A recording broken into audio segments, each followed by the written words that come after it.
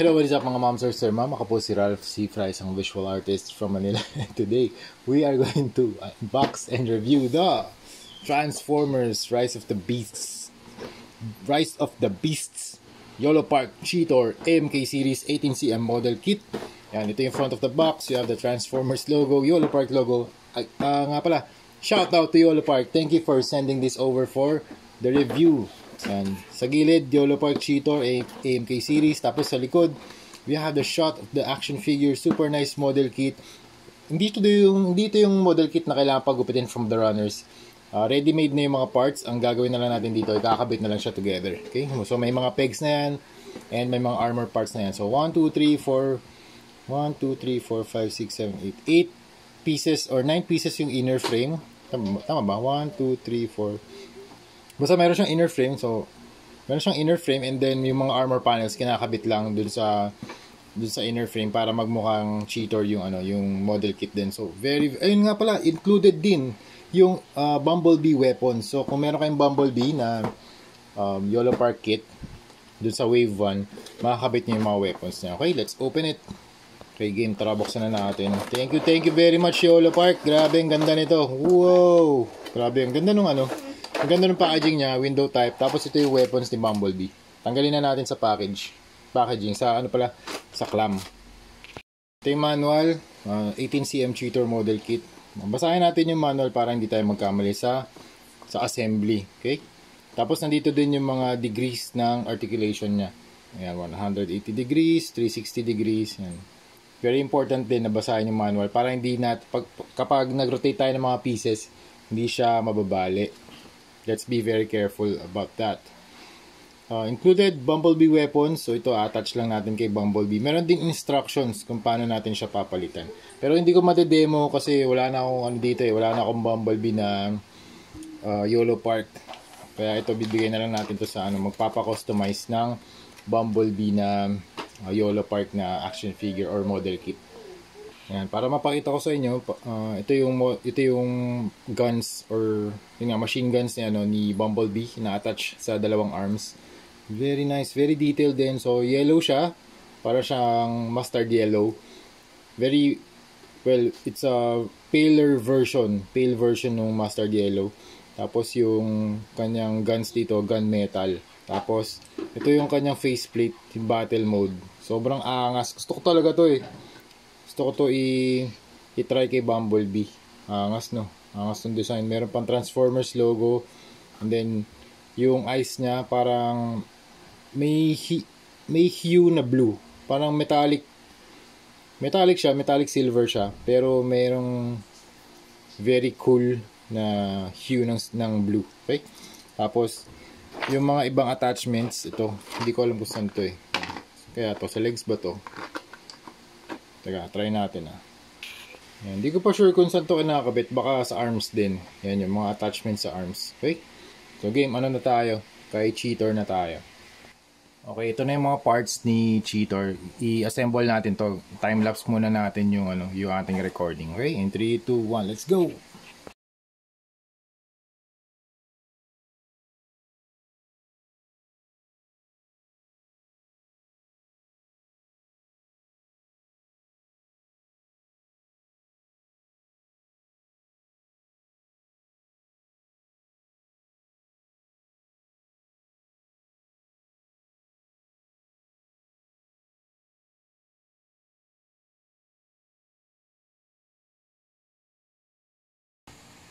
Alright, ito na si Cheetor mga ma'am. Sorry, grabe yung build. Sobrang solid ng build. Medyo mahigpit lang yung mga parts na to. Teka, kuha ko ng paintbrush panturo natin Dito sa part na to, yung sa shoulder, medyo mahigpit. Kaya ingat lang kayo dito sa pagpasok ng peg.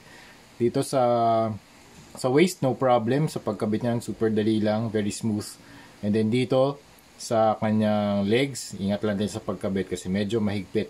Also, kailangan nyo ng torque. So, pagkakabit nyo yung legs, gamitin nyo lang yung fingers nyo rito, tapos i-attach nyo yung legs forward, okay? And then hazard lang din to, itong mga claws nya kasi sobrang talas, okay? Kaya kung ipapalaro nyo sa children, ingat kayo dito. Kaya actually kahit kayo mga mom sir, mag-ingat din kasi sobrang talas ng ng mga claws niya. Ayan, no?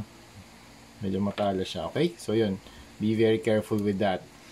Yung spear naman, oo nga, medyo matalas din tong part na to. Okay? Ayan. So tapos na tayo sa mga hazards. This is a very very nice Cheetor na model kit. Grabe, sobrang angas. It's a very nice action figure. Very nice display sa inyong Transformers na YOLO Park. Na YOLO Park AMK series. Thank you again, YOLO Park, for sending this. This is a very very nice canvas for customization. Look at the sculpt. The design is very nice. Sobrang crisp ng details. Also yung mga paint, yung pattern. Yung yellow niya, mas nasa yellow ochre na hue. And also very safari yung theme niya. And yun nga, Cheetor is part of the Maximals, kaya very safari yung color scheme na yellow and brown yung spots niya. Yan dito. And yun, look at the face. Zoom in lang natin onto. Yan, look at the face, super nice. Ganda nung eyes niya, kulay green, glossy green siya, tapos combination yung body niya, combination ng yellow, brown, metallic na gray at saka silver. Super nice. Actually naisip ko na kung gagawin natin custom dito. Gawin natin siyang black leopard, tapos lagyan natin siya ng mga blue highlights. Okay? Para ma-change natin yung color. Ang una ko naisip dito, gawin siyang battle damage, kaso naisip ko, how about yung black leopard? Ano kayang magiging itsura nun? Kung black si Cheetor, no? Yun, parang ganoon. Parang black cheetah yung mangyayari dito. Meron kayong black cheetah? Wait lang, research ko lang. Ayan, meron nga, black cheetah. So yun yung concept natin for customization. And next video na yun. Pero for now, grabe, ang ganda ng ginawa ng YOLO Park dito. Sobrang crisp na mga sculpt. Mayroon lang akong ginupit dito na knob mark. Hindi ko alam sa final product kung... Actually, hindi ko lang alam kung ito yung mga products nila for reviews. Yan, may mga knob marks kasi dito eh. 1, 2, 3, and 4. Nakita ko lang. Pero other than that, sobrang linis. Sobrang minor na issue lang nun. Wala alam. Actually, hindi naman issue yun eh. Gugupitin lang natin yan ng nippers and then goods na yan mga mounts. Malinis na ulit and then very clean, very nice sculpt. Kung naghahanap kayo ng Cheetor, I think this is one of the best Cheetors out in the market. YOLO Park AMK series. Look at the weapons. Yung weapon niya, height muna pala, height. Ang height ni Cheetor ay ano to? 0 around 7.5 inches tall. Ayan, mga 7.5 inches tall. Tama, 7.5 inches. Yung weapon niya, 8 inches tall. Sobrang ganda. Weapon na spear. Ayan yung spear. Yun nga, pointed dito. Dito din, meron din pointed dito sa pointed material din dito sa gilid. So, 1, 2, 3, 4. Ayan. Tapos dito rin sa baba. Nade-detach to dito sa gitna para ma-attach sa kamay. Yan, meron din siyang kamay na open palms. Yan, left and right, tapos yung panghawak ng weapons, tsaka yung relaxed hands. Okay? Tapos ang ganda rin ng mga panels, super clean, super crisp. Colors are yellow ochre, tapos brown yung pattern. And then material, I think this is ABS plastic. Yan, ang meaning ng ABS, acrylonitrile butadiene styrene. Ayun, acrylonitrile butadiene styrene plastic. Is an impact resistant engineering thermoplastic. Ayan. Angas ng gawa rito. Look at the armor plates, combination ng colors, yellow, silver, black, gunmetal. Oh, ganda. Pati likod. Grabe, oh. Yun yung spinal column niya. Tapos yung armor plate sa thighs, dito sa calves. Tapos meron din pala ditong hair texture. Ayan o. Dito sa kanyang feet. There you go. Ayan. Meron din pala dito sa kanyang arms. Ayan, dito rin. Very nice. Combination siya ng organic at saka ng Yan, organic check ng mga armor, different sizes ng mga armor plates. Ito, gustong-gusto ko rito yung kanyang shoulder armor. Laki. Tapos meron ka pang yung silver na armor plate dito. Ang ganda. Tapos dito rin circular ano ba to? Parang circular armor din, or parang yan, parang disc. Yan. Meron siyang disc dito sa left and right shoulders. Very bulky yung dating ng shoulders niya. Napakaganda. Angas ng dating. Yan. Pagdating naman dito sa legs, ang ganda ng inner frame niya. Kita dito sa sides. Yan. Pati dito, tagos yan sa legs niya, sa calves niya. Tapos dito, papunta rin sa feet.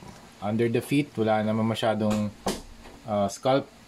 Pero grabe. Ay, ito rin pala. Ingat din kayo dito sa claws niya sa feet, ha. Matalas talaga. Other than that, this is a very, very nice action figure. Punta na tayo sa, model kit pala. Punta na tayo sa articulation. Okay? Up. Teka. Sa head. Up. Yan. Up. Down. Right and left. Na hinder ba ng collar? Okay. Uy. Nice. Okay. Pwede mag 360. Good. Nice. Very good. Ganda. Ganda na articulation. Itong shoulders, pwede nyo i-remove. I-move din kasi nasa ball joint siya. Yan, ball joint yung kanyang shoulder. Tapos, namumove din ba to? Teka lang Iniingatan ko lang din. Ayan, pwede nyo i-move yung arms. Ayan. Tapos, meron ba siyang... meron din. Swivel. Okay, meron ding rotation dito. Tapos, double jointed na elbow. Ball joint na kamay. Tapos, dito sa chest, pwede ring iikot. Remove. Ano rin to? Namumove din tong part na to. Para... Kunwari, nag-twist kayo ng kanyang waist, meron pang additional range of motion. Look at that. Nag-open pa siya. Okay? Ooh, nice. Ab crunch. Okay, ab crunch. Tapos, dito, namove ba tong waist armor? Hindi. Pero, meron siyang rotation dito sa may hips area. Ayan. Tapos, dito naman, sa legs. Ooh, look at the kick. Grabe. Tapos double jointed na knee, and then ball joint. Hindi pala ball joint yung paa. Nasa peg lang siya, left and right lang din. Grabe, angas oh. Siyempre ganyan lang din. Pero not bad. Ganda ng articulation nito. Solid. Ganda ng mga poses na pwede niyang gawin dito. Sarap paglaruan nito ni Cheetor, Panalo to. Ganda ng articulation. Alright, thank you very much again, YOLO Park, for sending this to Ralph Cifra na YouTube channel. I-review natin to sa aking YouTube channel. Sa Facebook din, i-upload ko. Sa TikTok, gagawa rin ako ng mga videos. Ayan, again, shout out to YOLO Park. Thank you for sending this to me.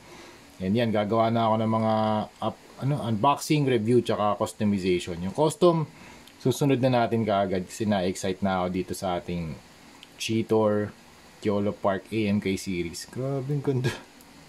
Sobrang solid na articulation. Okay. So yun lang mga ma'am sir. Thank you very much for watching and see you sa next video. Bye bye.